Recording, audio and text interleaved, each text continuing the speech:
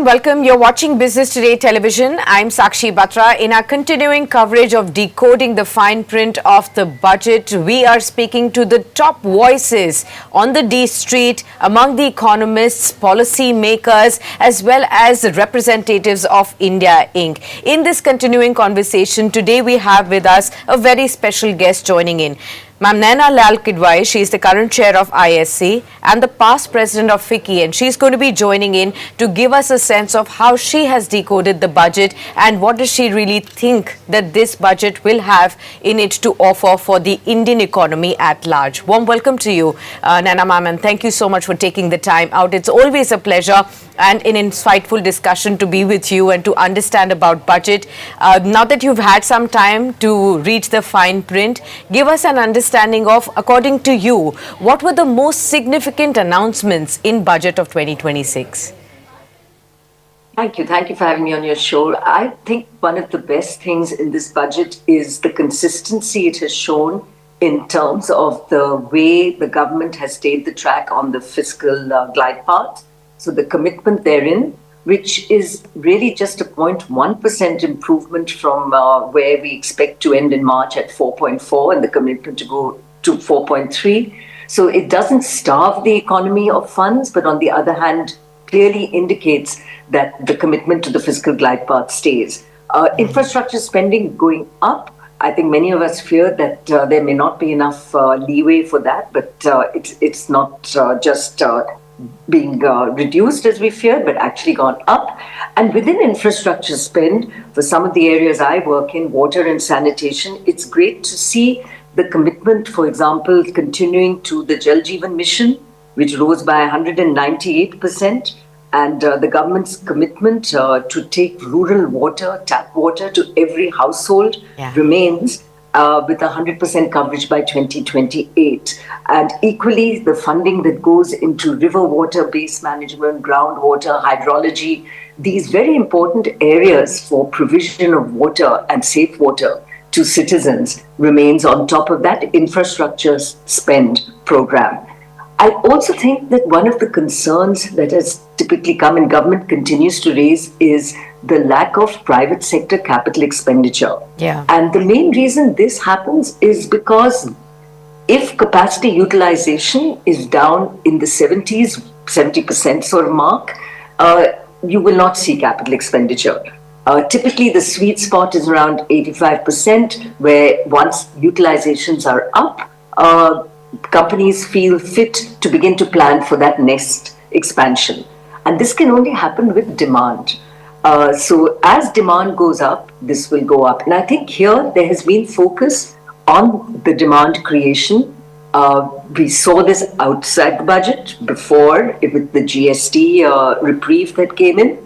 But now also the big focus on job creation. Because with job creation, you get people earning money. They earn money, they spend money, that puts demand up, demand leads to capex, and that whole virtual cycle which we're seeking comes to pass. So the job creation aspects of this budget are quite significant to my mind. Big push in healthcare, medical tourism, tourism itself, which is a big job provider. So many of these high labor intensive sectors figure. As also does the push, for example, in data centers, very forward-looking in terms of the tax holiday there. And these new large investments, whether in data centers or GCCs, which are these global excellence centers that we've got now, close to 2,000 of these in the country, are big employers. So a push for these large projects which employ people becomes very critical to give the demand that we are also seeking in the economy for consumption to go up. Absolutely. So that's an overall comprehensive view as to what are the good things that this budget has had to offer. On balance, if I have to ask you, how would you look at the impact that these measures would have in the near term vis-a-vis in the long term? Any impact that we are going to be immediately seeing in the near term vis-a-vis the long-term continuity, like you pointed out? So the impact in the near term will only really depend on execution. So infrastructure spend, for example, takes time to evolve, but if projects start quickly, and really we have a lot of programs ongoing already, the impact is also felt today. And likewise with some of the job fronts, where initially it will be about training and skilling. So there will be more spending than actual job creation and money being put in the hands of citizens. So that will play out maybe over the medium term.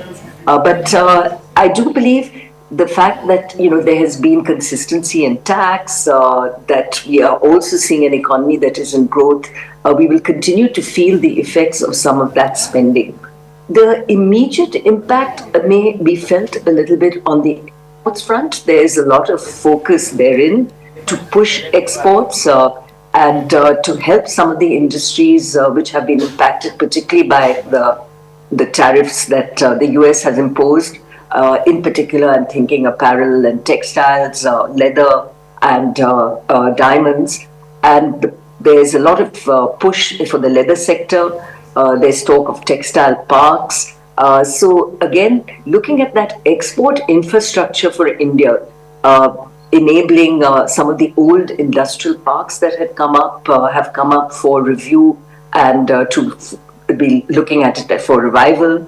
A relook at the SEZ policy, which did not permit release of goods into the domestic market, and that is as a one-time indication that that will be permitted. All of these are steps which we will feel the impact in the near term as well.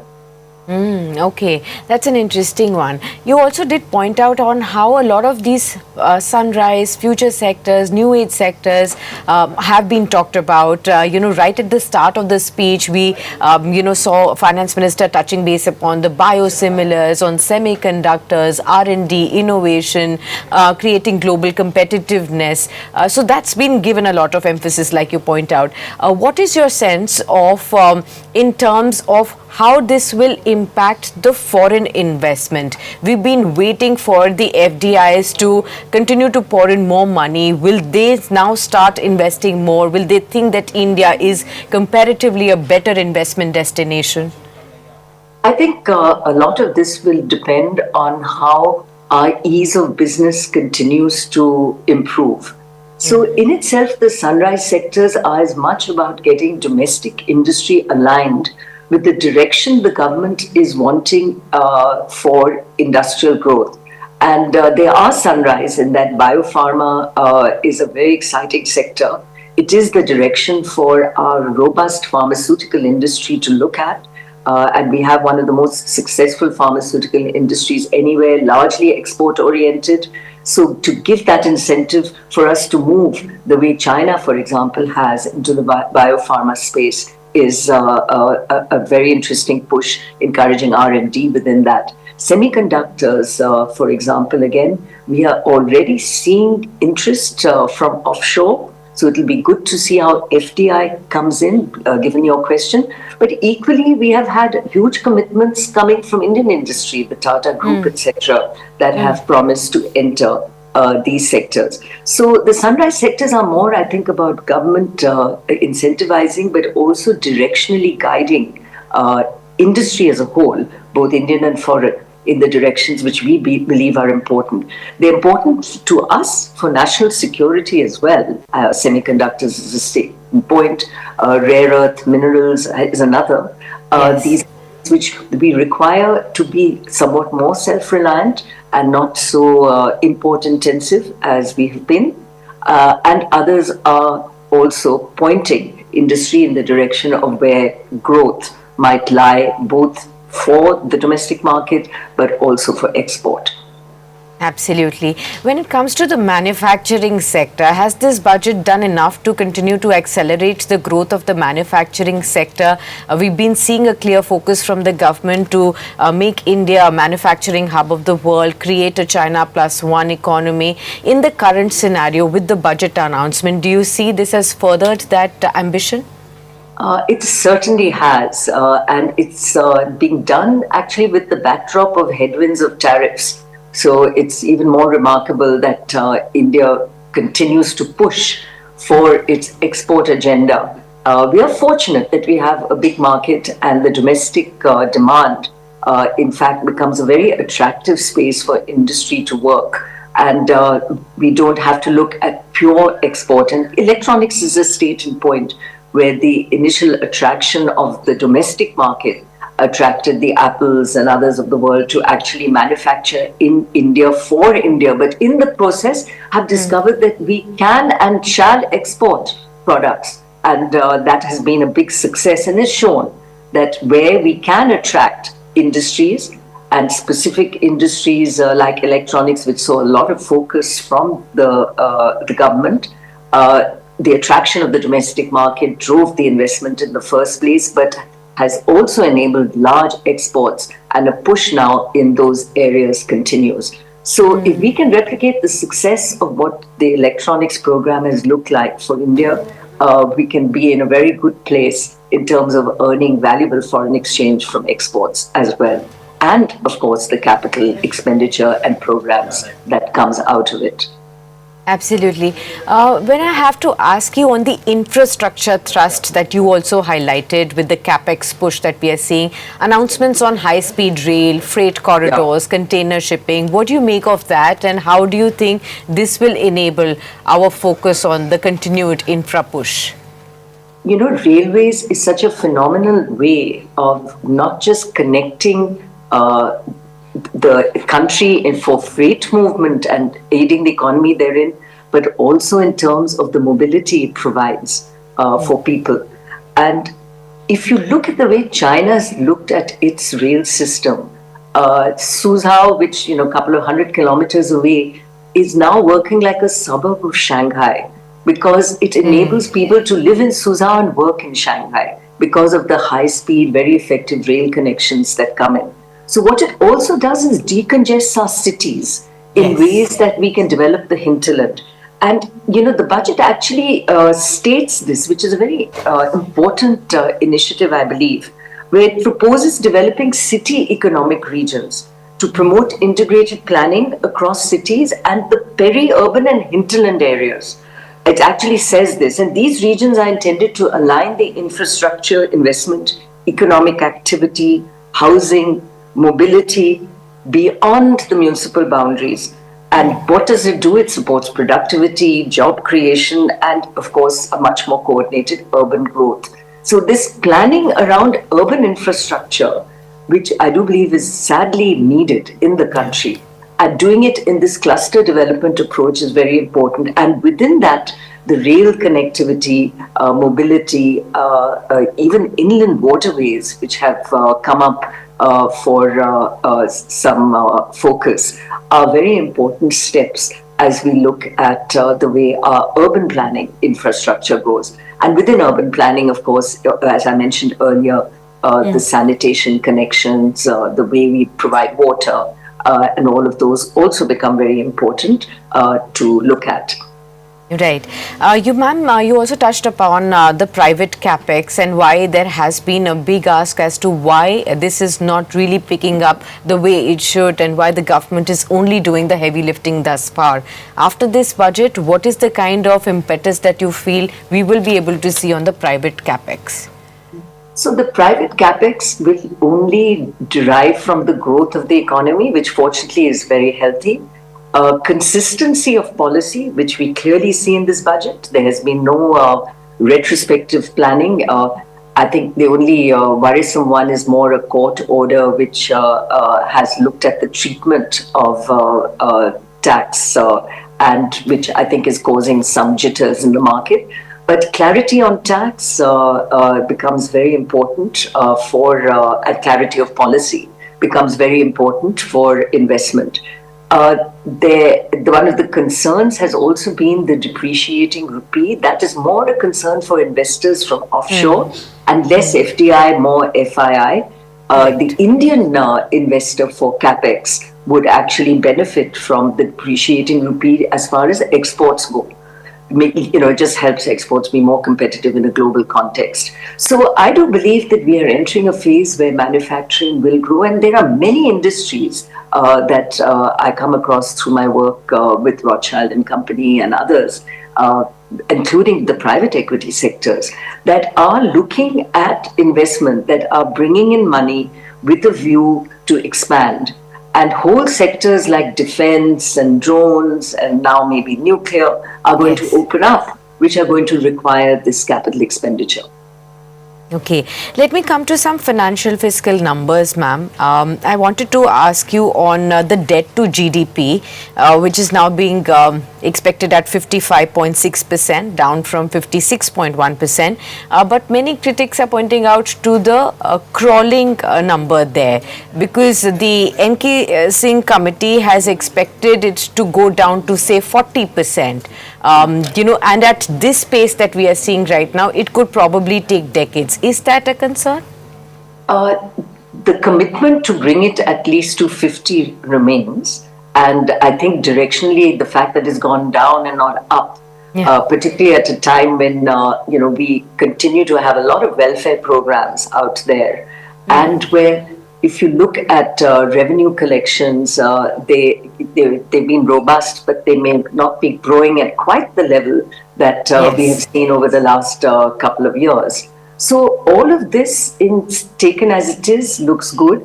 I do believe we have to look at debt at the state level and the way money is deployed there, so that the outcomes that come from the money spent and that multiplier is both very productive and very strong.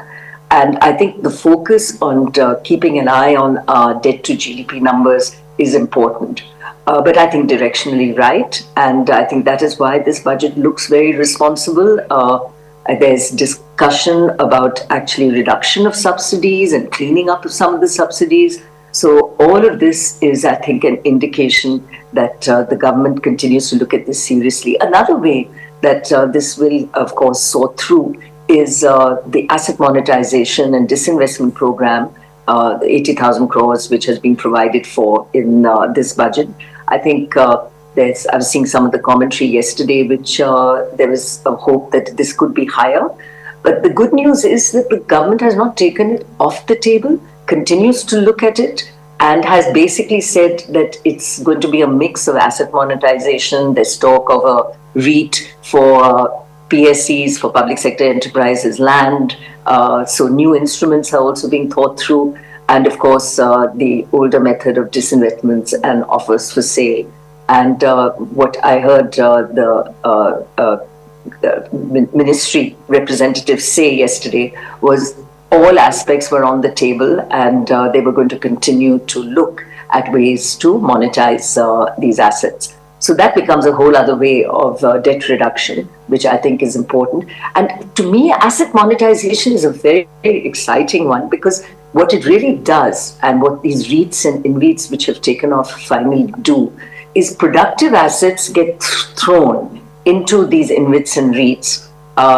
There's an investor base that is developing and looking for these on the one hand. And on the other, it frees up that money for that enterprise, public or private, to go ahead and spend that money again. And that, therefore, is really a good way for the government also to look at its monetization programs. Okay. When it comes to the borrowing number that has come in, 17.2 lakh crores, higher government borrowing typically raises some concerns, ma'am, of higher bond yields, increased cost of capital, and maybe crowding out the private investment as well. How would you look at the current number in that context? So containing government borrowing is important. But of course, government needs money to also spend for all, and so it's always a balancing act. I think as it stands right now, it's not, fortunately, a number that's a blowout number. But clearly, we do have to look at the way the private sector looks at its funding. I do believe as a country, we need to give a lot of attention to our bond markets. There's a little bit of tinkering there in the budget in terms of the focus on municipal bonds, which is very exciting to my mind.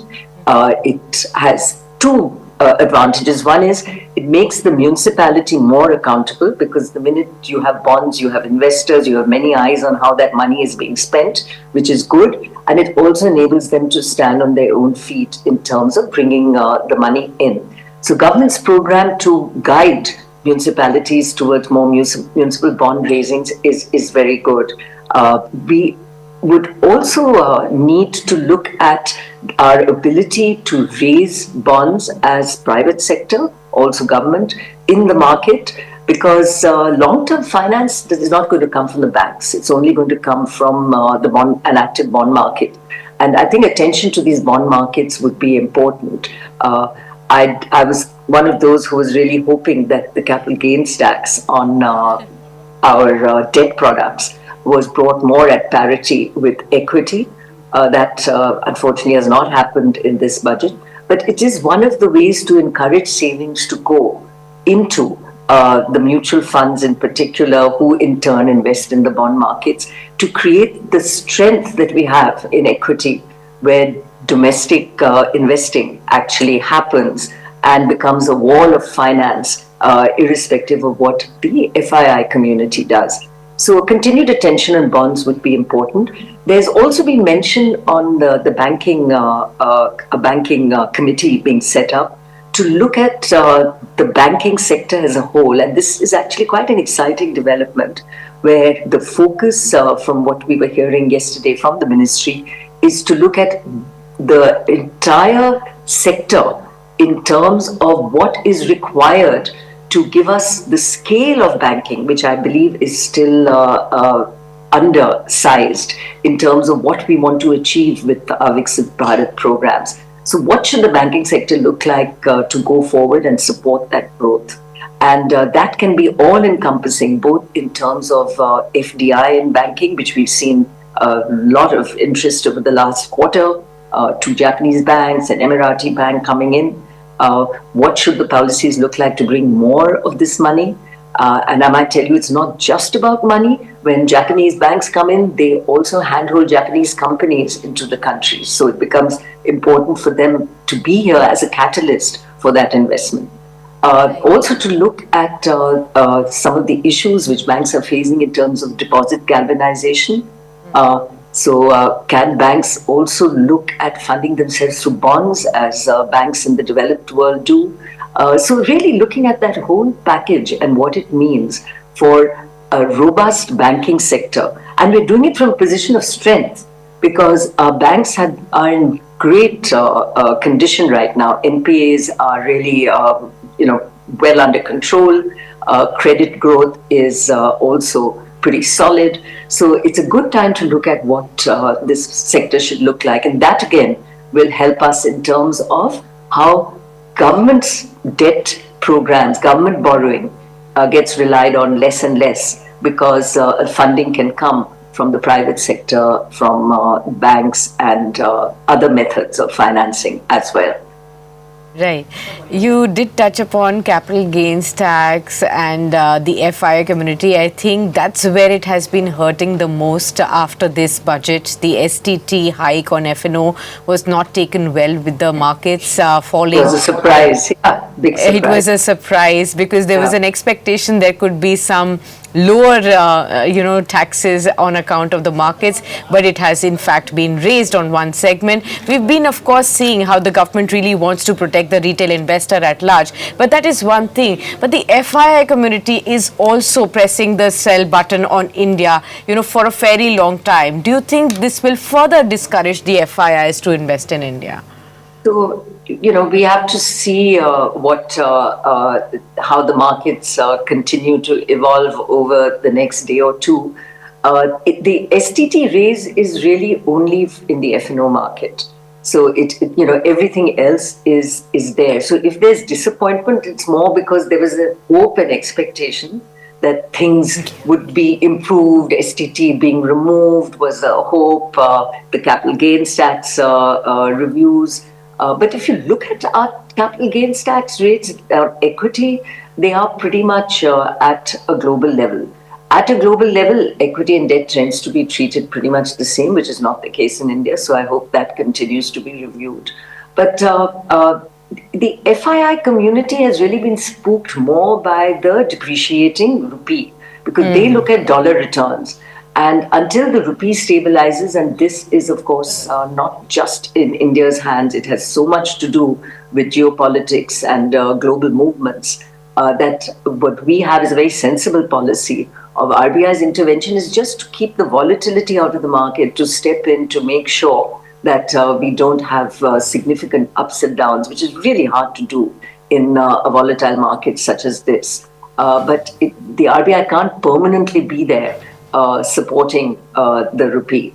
So the rupee will, basically glide to its natural level as we move along. And FIIs are, really going to look at when this rupee stabilizes. Some of the policies we have on exports, on just the growth of the Indian economy will hopefully counter some of what their fears are on the rupee per se. But the other aspect has been that the Indian market was seen as expensive. So one that gave them good returns in terms of exiting. So they basically availed of that window as well. And I'm sure that they will come back. You cannot ignore a large growth market like India forever. So I think as long as the economy is strong, in good fettle, as long as we can enable the paperwork to be easy and well managed, they will come back. They will come back. Okay, in the end, if I have to ask you to describe Budget 2026 in one word, how would you describe it? Strong and responsible. Strong and responsible. All right. On that note, thank you so much, Naina Lal Kidwai, ma'am, for being with us on this special edition, for sharing all these wonderful insights and decoding the budget for our larger audience. Always a pleasure to have you with us on Business Today. And here's wishing you all the best and looking forward to more opportunities to seek more insights. Yeah, thank you. Thank you, Sakshi. Yeah. Bye. All right, viewers, we'll wrap it up on that note. This exclusive chat with Naina Lal Kidwai, decoding for you. This budget, according to her, has a lot of positives, yet some ask was still left. There were some surprises by way of the STT hike, but at the same time, she does believe the FI community will come back. But there are a lot of positives for sunrise sectors, for the capex that they have done, for the infrastructure sector, for the banking sector. She does believe there's a lot of positives to really take in, which will move the growth engine of Indian economy forward. Thank you so much for being with us. Stay tuned. Much more coming up on your screens on the other side.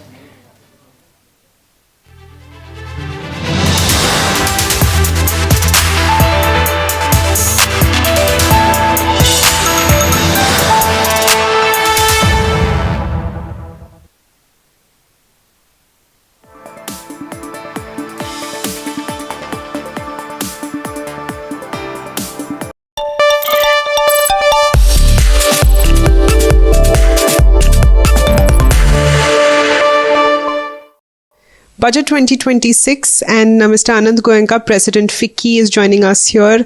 He's also the top boss of the RBG Group.